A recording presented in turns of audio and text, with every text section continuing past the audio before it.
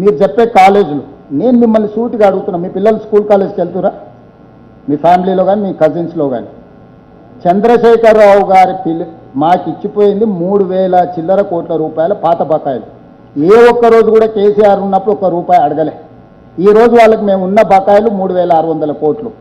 మేము విడతల వారికి ఇస్తాం, 1,500లలో 600 ఒకసారి, 600 ఒకసారి, 300 ఒకసారి ఇస్తాం, మీరు సహకరించండి అని చెప్పినాం. దీంట్లో మీరు ఆలోచన చేయాల్సింది, ఇంటర్మీడియట్కు కానీ డిగ్రీకి కానీ ఎవరు డొనేషన్లు కట్టరు.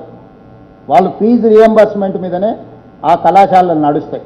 కాబట్టి మొదట జూనియర్ కాలేజీలకు డిగ్రీ కాలేజీల ఫీజులు మొత్తం చెల్లించండి.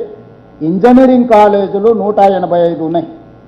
రూరల్ ఏరియాలో ఉన్న ఇంజనీరింగ్ కాలేజీలకు డొనేషన్లు వస్తున్నాయో వస్తలేదో నాకు తెలియదు, కానీ అర్బన్లో ఉన్న వాళ్ళు మీ పిల్లలే చదివించుకుంటారు. మీరే నా దగ్గరికి ఎంతోమంది వచ్చి డొనేషన్స్ మినహాయింపు ఇప్పించండి అని అడుగుతున్నారు. కంప్యూటర్ సైన్స్ లాంటి సీట్లలో 10 నుంచి 15 లక్షల రూపాయలు డొనేషన్స్ కలెక్ట్ చేస్తున్నారు. నేను ఇవ్వాల్సిన ఫీజు 35,000 రూపాయలు మాత్రమే. Final year out going student certificates ఉంటే వాటి డబ్బులు ఇస్తానా, విడతల వారికి ఇస్తానంటే లేదు, మేము బంద్ పెడతాం, నువ్వు మొత్తం ఒకసారి కట్టాల్సిందే అని అడుగుతున్నాయన్న నేపథ్యం నేను చెప్పినామని ఇప్పుడు నేను మళ్ళీ చెప్పదలుచుకోలేదు. ఎన్ని కాలేజీలు కొత్త కాలేజీలకు అనుమతి అడిగాడు. ఎక్కడో మహబూబ్నగర్లో నడుపుకునే కాలేజ్ అయినా హైదరాబాద్లో ఆఫ్ క్యాంపస్ అడుగుతున్నాడు.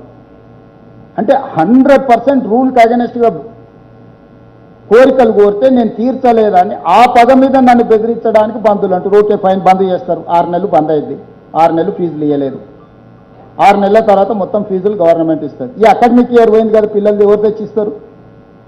ఇప్పుడు కాలేజీలు బంద్ చేస్తే పిల్లలు అకాడమిక్ ఇయర్ లాస్ అవుతుంది. 6 నెలల తర్వాత ప్రభుత్వం ఎట్లయినా నిధులు ఇస్తుంది, ఎనుకో ముందు. మరి ప్రభుత్వం నిధులు ఇచ్చినప్పుడు ఈ అకాడమిక్ ఇయర్ ఏదైతే లాస్ అవుతుందో పిల్లలను ఎవరు జవాబుదారి?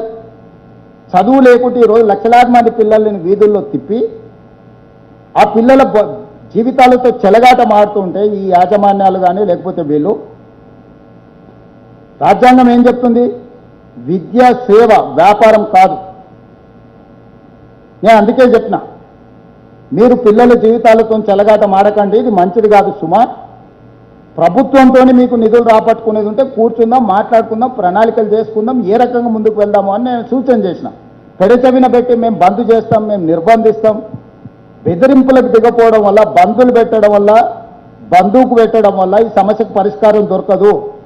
పిల్లల తల్లిదండ్రులుగా మేము వాళ్ళు వ్యవహరించి తల్లిదండ్రుల బాధను అర్థం చేసుకొని సమస్యకు పరిష్కారం చూపించాలి తప్ప పంతాలకు పట్టింపులకు పోతే పరిష్కారం దొరకదు. మీ ద్వారా మళ్ళీ విజ్ఞప్తి చేస్తున్నా, కళాశాలల యజమానులకు మీరు నిక్కచ్చిగా రూల్ బుక్ ప్రకారం పోదామంటే 100% నేను దానికి రెడీగా ఉన్నా. రూల్స్ ఏమున్నాయి అన్నీ చదువుతా. ఏ ఒక్క రూపాయి డొనేషన్ తీసుకోవద్దు, ఏ ఒక్క రూపాయి మెరిట్గా, ఏ ఒక్క పర్సంటేజ్ కూడా మెరిట్ లేకుంటే సీట్లు ఇవ్వద్దు, సరైన సమయంలో మీకు ఫీజులు ఇవ్వాలి. ఎంతమంది పిల్లలు ఫీజులు కట్టుకొని సర్టిఫికెట్లు తీసుకొని వెళ్ళిపోయాను, మళ్ళీ రెండోసారి వాళ్ళ పేర్ల మీద ప్రభుత్వ రియంబర్స్మెంట్లు ఎంత తీసుకుంటుందో కూడా ఒకసారి చూద్దాము. టీచింగ్ స్టాఫ్ ఎంత ఉండ్రు, నాన్ టీచింగ్ స్టాఫ్ ఎంత ఉండ్రు, ల్యాబ్లు ఎన్ని ఉన్నాయి, బిల్డింగ్లు ఎన్ని ఉన్నాయి, ఇన్ఫ్రాస్ట్రక్చర్ ఎంత ఉందో కాలేజ్ బై కాలేజ్ మీరు మేము అందరం కలిసి ఒక నిజ నిర్ధారణ కమిటీ చేసుకుందాం. మీడియాలో కూడా ఎడ్యుకేషన్లో హైయెస్ట్ స్టాండర్డ్స్ ఉన్న వాళ్ళు ఉన్నారు కదా, మీతోని విజిలెన్స్తోని వాళ్ళ మేనేజ్మెంట్తో ఒక నిజ నిర్ధారణ కమిటీ చేసుకొని ఒక్కొక్క కాలేజీని ప్రక్షాళన చేద్దాం. ఏ కాలేజీలో 100% ఉందో తల తాకట్టు పెట్టైనా అదే రోజు వాళ్ళకు రియంబర్స్మెంట్ మొత్తం చేస్తా. మీరు సర్టిఫికెట్ ఇవ్వండి, ఇది 100% దీంట్లో అన్ని రూల్స్ ప్రకారం ఉన్నాయి. 1 రూపాయి డొనేషన్ వసూలు చేస్తలేరు. ఒక మెడికల్ సీట్కి ఎన్ని లక్షలు వసూలు చేస్తారు? మీరంతా మిడిల్ క్లాస్ వాళ్ళే, మీ పిల్లల్ని చదివించుకుంటారు కదా, మీరే కదా బాధితులు. నా పిల్లలు ఏం చదువుకోవట్లేదు. కాబట్టి దయచేసి పిల్లల కోణంలో చూడండి, యజమానుల కోణంలో చూస్తే మీకు ఎప్పటికీ సమస్యకు పరిష్కారం దొరకదు, ఈ సమస్య మీకు అర్థం కూడా కాదు. Thank you sir. ఉండమేశ్వరరావు గారు ఏనాటి నుంచి సార్ జూబ్లీహిల్స్ ఎన్నికల్లో ఎంత మెజార్టీతో గెలిచే అవకాశం ఉంది? 2 పేదలు బాగా ఎదురు చూస్తున్నారు, సామాజిక పెన్షన్ పెంచన్నది. ఈ రెండోది ఎప్పటి నుంచి చేస్తారు? మెజారిటీ అనేది నేను చెప్పాను, కానీ 100% ఎన్నికల్లో కాంగ్రెస్ పార్టీ గెలుస్తుంది, బీఆర్ఎస్ ఓడుతుంది, బీజేపీ డిపాజిట్ జప్త్ అవుతుంది. నేను ఇప్పుడు కూడా చెప్తున్న కిషన్ రెడ్డి గారికి, నీకు డిపాజిట్ రాదు, నీ దోస్తు ఎన్నికల్లో ఓడిపోతాడు. మీరు ఎన్ని గూడు పుటానాలు చేసినా ఇదే ఫలితం 14 నాడు సాయంత్రం చూద్దాం.